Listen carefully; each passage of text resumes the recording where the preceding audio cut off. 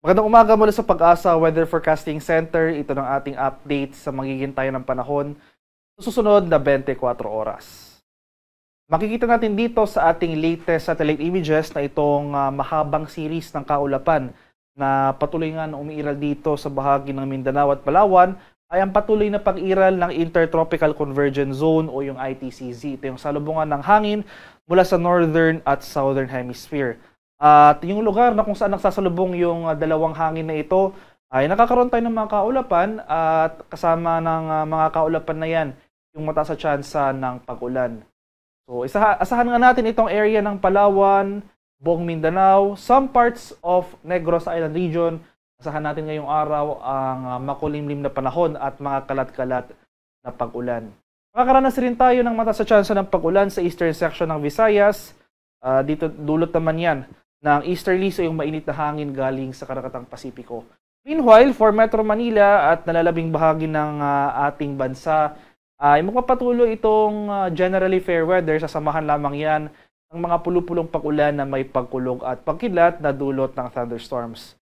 At sa kasalukuyan, wala pa naman tayong binabantayang low pressure area o namang sama ng panahon sa loob at labas ng ating PAR na maaaring maging bagyo sa mga susunod na araw. Para naman sa magiging lagay ng ating panahon ngayong araw dito sa Luzon, Metro Manila at malaking bahagi ng Luzon magpapatuloy nga itong fair weather ngayong araw.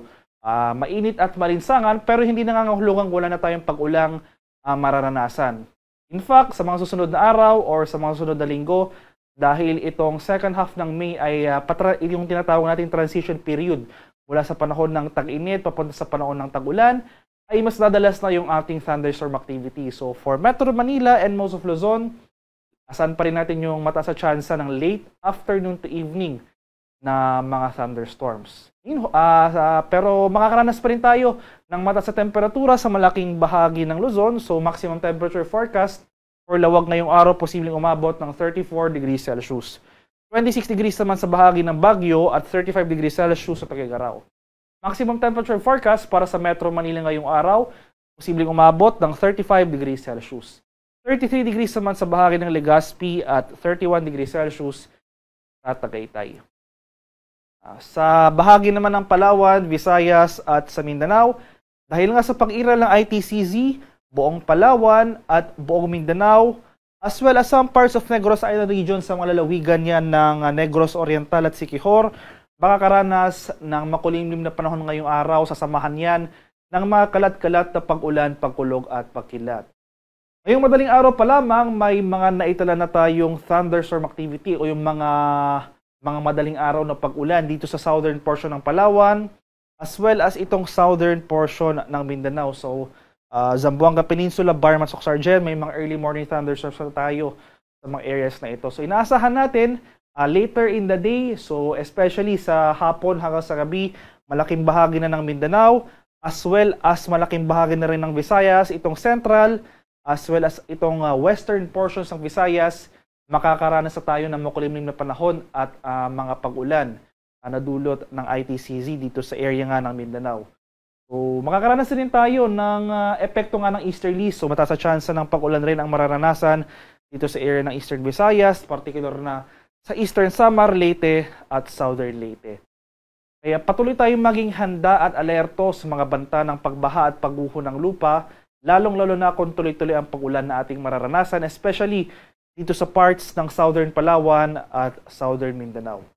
Kaya umantabi tayo sa mga posibleng rainfall advisories or mga thunderstorm advisories na patuloy na ini-issue ng ating mga local Pag-asa regional centers sa mga nabanggit na lugar. Maximum temperature forecast para sa Kalayaan Islands ngayong araw posibleng umabot ng 33 degrees Celsius. 32 degrees naman sa Puerto Princesa, 33 degrees Celsius sa Iloilo, 32 degrees Celsius sa Cebu, at 31 degrees Celsius sa Tacloban. Maximum temperature forecast para sa Cagayan de Oro ngayong araw posibleng umabot ng 32 degrees Celsius at 31 degrees naman sa areas ng Zamboanga at Davao. Para naman sa ating heat index forecast ngayong araw para sa Metro Manila, posibleng umabot yung ating heat index ng 42 degrees Celsius. Buong bansa, highest heat index posibleng umabot ng 45 degrees Celsius, especially nga sa areas ng Cagayan at Pangasinan. So makikita natin dito sa ating forecast heat index map na malaking bahagi pa rin ng Luzon as well as Visayas magpapatuloy yung danger levels of heat index. So, ito yung heat index na higit 42 degrees Celsius. So, mainit at malinsang ang panahon pa rin na ating inaasahan sa mga susunod na araw. Gayon pa man, kahit nandyan pa rin yung mga tsansa ng thunderstorms, umaga to tanghali, mataas na temperatura pa rin na ating mararanasan. Kaya iba yung pag-iingat na lang sa ating mga kababayang senior citizen o yung may mga existing medical conditions na kung maaari ay iwasan natin yung outdoor activities sa oras ng alas 10 ng umaga hanggang sa alas 3 ng hapon dahil ito nga yung time period, yung oras kung saan naitatala natin yung matataas na maximum temperatures. Kung hindi man maiwasan yung ating outdoor activities ay magsuot po tayo ng light colored clothes, uminom ng maraming tubig, stay hydrated po tayo, at manatili sa well-ventilated areas para maiwasan ang panganib ng heat stroke. Kalagayan naman natin karagatan sa kasalukuyan, walang nakataas na gale warning at banayad hanggang sa tamtamang pag-alon ang mararanasan sa malaking bahagi ng ating bansa. Gayunpaman, iba yung pag-ingat rin sa ating mga kababayan na maglalayag sapagkat kung meron tayong offshore thunderstorm activity, ito yung mga pag-ulan sa ating mga dagat baybay, inasahan natin ang mga pagbugso ng hangin, kaakibat nito ang bahagyang pagtaas ng ating mga alon.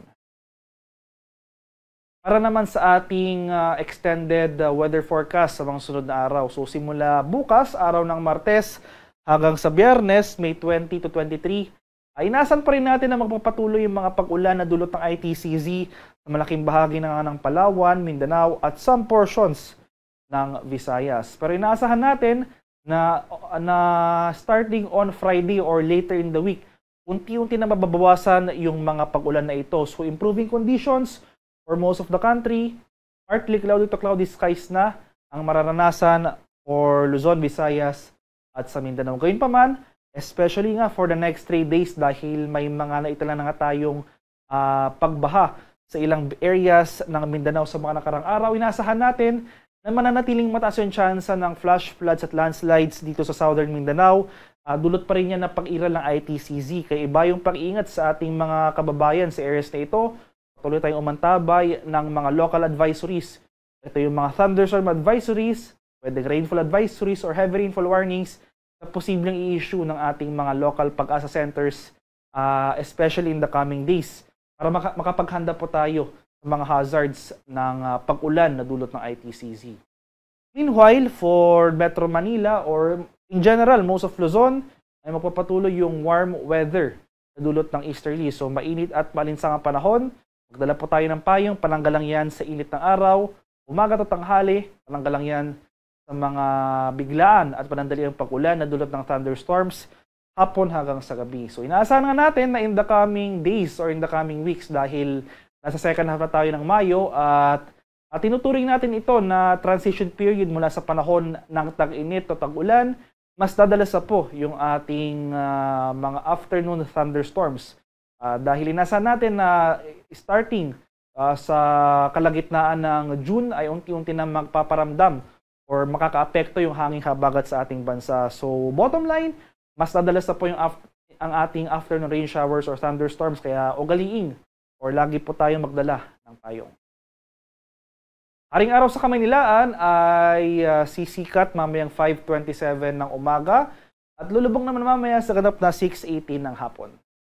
Para sa karagdagang impormasyon tungkol sa ulat panahon, lalong-lalo na sa ating mga rainfall advisories, thunderstorm advisories, or heavy rainfall warnings sa posibleng i-issue ng ating mga Pag-asa Regional Centers sa ating mga lokalidad, ay follow kami sa aming social media accounts at DOST_Pag-asa. Mag-subscribe na rin kayo sa aming YouTube channel sa DOST Pag-asa Weather Report. At palaging bisitahin ang aming official website sa pag-asa.dost.gov.ph. At yan lamang po ang latest mula dito sa Pag-asa Weather Forecasting Center. Magandang umaga sa ating lahat. Ako po si Dan Villamil nag-uulat.